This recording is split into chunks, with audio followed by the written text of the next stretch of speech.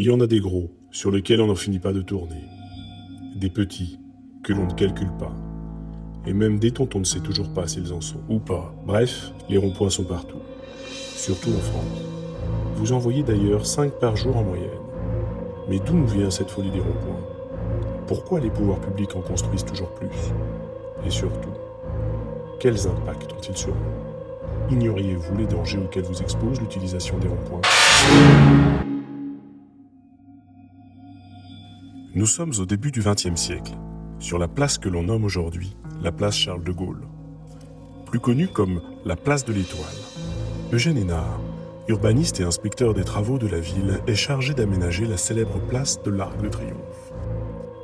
Il s'inspire alors des carrefours circulaires des jardins à la française, comme ceux de Versailles. Hénard souhaite créer une nouvelle forme de croisement routier, plus sûr, qui obligerait les usagers à tourner dans le même sens. Le premier carrefour giratoire était né. Depuis, et vous le constatez sans doute, le nombre de ronds-points en France, comme dans le monde, ne cesse de grimper. On estime qu'il y a entre 30 000 et 50 000 ronds-points dans l'Hexagone, et qu'il s'en construit plus de 1000 par an. En comparaison, les États-Unis n'en comptent que 3700, soit 1 pour 118 intersections. Or, pour construire un rond-point, il faut compter un demi-million d'euros. Pour faire bref, c'est 20 milliards d'euros de ronds-points que l'État a dépensé. Bien plus que le budget alloué à la sécurité routière. Ceci fait bien entendu jaser nos compatriotes qui sont friands des tweets sur les ronds-points. Une ville en particulier concentre l'attention des internautes. Nantes. La préfecture de la Loire-Atlantique possède en effet plus de 1000 ronds-points, dont des ronds-points rectangulaires, des doubles ronds-points et, plus insolite encore, des ronds-points en forme de cacahuète. Puisqu'il vaut mieux en rire qu'en pleurer, un collectif citoyen a eu l'idée de créer le concours des ronds-points les plus laids de France. Nous allons désormais nous intéresser à la forme de la plupart des ronds-points, le cercle. Or, cette forme rendant est agressif et étourdi, à l'image des chiens qui tournent autour de leur queue, comme nous l'affirme le docteur Mansfeld Lutz, psychiatre. Nous sommes sûrs et certains que la forme ronde, ainsi que les mouvements circulaires représentent un danger pour la démocratie. Prenons, par exemple, l'image d'un chien qui court afin d'attraper sa queue, il sera étourdi très rapidement. De même, vous avez peut-être déjà essayé, lorsque vous étiez enfant, de tourner sur vous-même, et vous aviez, par la suite, eu mal à la tête. Eh bien, c'est exactement la même chose pour les ronds-points. Si vous tournez trop autour d'un rond-point, vous pourriez avoir des séquelles physiques ou psychiques. Je soigne environ 120 Français par an atteints de cette maladie. Mais alors, pourquoi s'inspirer des jardins circulaires du château de Versailles, malgré le danger bien connu qu'ils représentaient? Qu'est-il arrivé à l'urbaniste pour qu'il prenne une décision aussi lourde de conséquences? Afin de le comprendre, il faut remonter à la jeunesse d'Eugène Hénard, qui s'est déroulée à une époque contemporaine des travaux de Louis Pasteur. Si l'histoire, avec un grand H, retient que c'est Joseph Meister qui fut le premier à guérir de la rage à la suite de l'injection d'un vaccin ayant permis l'éradication de la rage, il faut savoir que le patient zéro, celui qui fut le premier à avoir été vacciné avec une substance expérimentale réalisée par Louis Pasteur, n'est autre qu'Eugène Hénard, que l'on reconnaît parfaitement sur cette gravure d'époque. Il avait alors 14 ans. Or, de l'aveu même de Pasteur, les premières formules du précieux sérum ne donnaient pas entière satisfaction, mais étaient injectées malgré tout devant les ravages de l'épidémie. Et certains effets secondaires ont pu être constatés chez les premiers cobayes. Effets secondaires qui n'ont pas été remarqués chez Eugène enfant, qui présentait cependant un tableau clinique extrêmement troublant. Quel est le lien entre les paisibles jardins de Versailles et le drame noué quelques années auparavant? Une vue d'ensemble, depuis les balcons ouest du château, nous révèle un élément extrêmement troublant. C'est un point crucial dans la compréhension de la psyché d'Eugène Hénard. Une tête de chien. Elle semble avoir été symbolisée dans les jardins à la française au moment de leur plantation. Saviez-vous que c'est à la suite d'une morsure de chien que l'homme est infecté par la rage? La confrontation avec une tête de chien, à ce moment de sa vie, aurait-elle été l'élément déclencheur d'une compensation soudaine, plongeant ainsi Eugène Hénard dans la folie et le conduisant à commettre l'irréparable?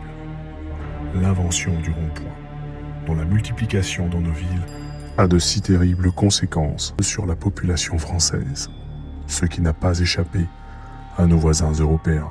Les Français sont extrêmement agressifs à cause des ronds-points. Oui, les Français sont vraiment désagréables. C'est dû au fait qu'ils ont beaucoup de ronds-points, disait ma mère. Que pensez-vous des Français? Les Français sont dangereux et stupides. Il y a beaucoup trop de ronds-points chez eux, voyez-vous. Il manque aux Français la culture de la politesse, car ils sont trop impolis. C'est dû aux ronds-points. Êtes-vous d'accord? Oui, en grande partie. Jean-Marc Ayrault, ancien maire de Nantes, a contribué au développement exponentiel du nombre de ronds-points dans la capitale bretonne. À l'époque, il était convaincu de l'innocuité des équipements. Aujourd'hui, il le regrette amèrement et nous dévoile les liens secrets entre l'augmentation de la criminalité dans la ville et les émanations toxiques liées aux matériaux utilisés pour la construction. En effet, les ronds-points contiennent un certain nombre d'éléments nocifs pour notre corps. Ils sont notamment composés de benzène, qui rend stupide, de monoxyde de carbone, qui agit négativement sur nos neurones. Et de plus, l'oxyde d'azote, présent à hauteur de 0,2% de la composition du rond-point, peut entraîner des troubles obsessionnels compulsifs. Et je ne vous parle pas de l'acide cyanhydrique, qui rend agressif, de l'ammoniac, qui rend alcoolique, et du mercure, qui pousse à la consommation de drogues et de stupéfiants. Sans oublier un certain nombre de métaux pour les fondations tels que le plomb qui entraîne des problèmes respiratoires, le mercure qui entraîne des courbatures et le chrome qui entraîne des problèmes psychologiques. En bref, évitez les ronds-points. Jean-Marc Ayrault, président du groupe socialiste à l'Assemblée nationale, condamné aujourd'hui à 6 mois de prison avec sursis et 30 000 francs d'amende. Monsieur Ayrault, qui fut victime de poursuites judiciaires en 1997 pour avoir réintroduit le rond-point en France, nous a glissé subtilement, à la fin de l'interview: savez-vous combien y a-t-il de ronds-points à Paris? Après avoir mené l'enquête, le chiffre que nous avons trouvé nous a quelque peu surpris. Nous avons donc pris l'initiative de contacter un cabinet d'urbanistes qui nous a confirmé la chose. Il n'y a qu'un seul rond-point, en tout cas reconnu comme tel à Paris. Contacté, un ancien membre du gouvernement souhaitant rester anonyme nous a répondu: oui, aujourd'hui on n'a qu'un seul rond-point à Paris, c'est Jacques Chirac qui avait demandé à ce que l'on en fasse ainsi. Il a donc fait enlever 40 des 41 ronds-points parisiens, ce qui a fait d'ailleurs baisser la criminalité. Sa demande était: enlever tous les ronds-points, il ne faudrait pas que le Parlement ainsi que les ministères perdent tout semblant de raison. C'est alors qu'une information s'invite au tableau. La ville de France possédant la plus grande densité de ronds-points est Saint-Cloud. Cette petite ville d'Île-de-France accueille une grande famille française, très médiatisée, les Le Pen. Or, comme on peut le voir dans ces séquences, ils ne mâchent pas leurs mots. Nique ta mère. Je vais te faire courir, moi, tu vas voir le rouquin là-bas. Hein? Pédé! Vous êtes un hableur, vous êtes un matamor, vous êtes un tartarin, un bluffeur. Et je vous écraserai, monsieur Tapi, à Marseille. Marseille. Parlons-en. La cité phocéenne possède une densité de ronds-points presque équivalente à celle de Saint-Cloud. Or, c'est là que réside Jean-Luc Mélenchon, de la France Insoumise. Moi? Parce que, mais oui, bien sûr, votre parti. Mais qui elle est celle-là? Qu'est-ce que j'ai fait, moi? Regardez ça, ma personne est sacrée. Tiens, je préférerais dans une maison close qu'aller chercher les putes au coin de la rue. Allez, vas-y, essaye de me pousser pour voir. Vous ne touchez pas, vous ne me touchez pas. Allez, touche-moi pour voir. Quant à moi, vous devez me regarder avec politesse. La République, c'est moi! Il n'y a plus de doute. Les ronds-points rendent fous, et plus vous y êtes exposés, plus les conséquences sont dramatiques. Ainsi, souvenez-vous, le 17 novembre 2018, à l'issue d'un mouvement social d'une ampleur inégalée depuis la Révolution française de 1789, le mouvement des Gilets jaunes a pris d'assaut les ronds-points de France. Or, les manifestants, trop souvent exposés aux tournis des voitures ainsi qu'aux vapeurs toxiques dégagées par le giratoire, ont perdu leur calme, détruisant et ravageant tout sur leur passage. Après avoir mené des investigations sans précédent, nous sommes arrivés à retrouver les lanceurs du mouvement, les Bernier. Qui me casse les couilles une fois, je lui dis une fois, mais la deuxième fois, je lui dis pas.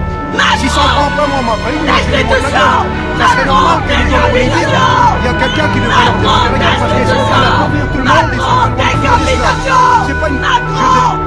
Moi, le respect quand il ne pas, faut le chercher. Faut lui exploser sa gueule à ce dictateur. Quand tu fais la guerre.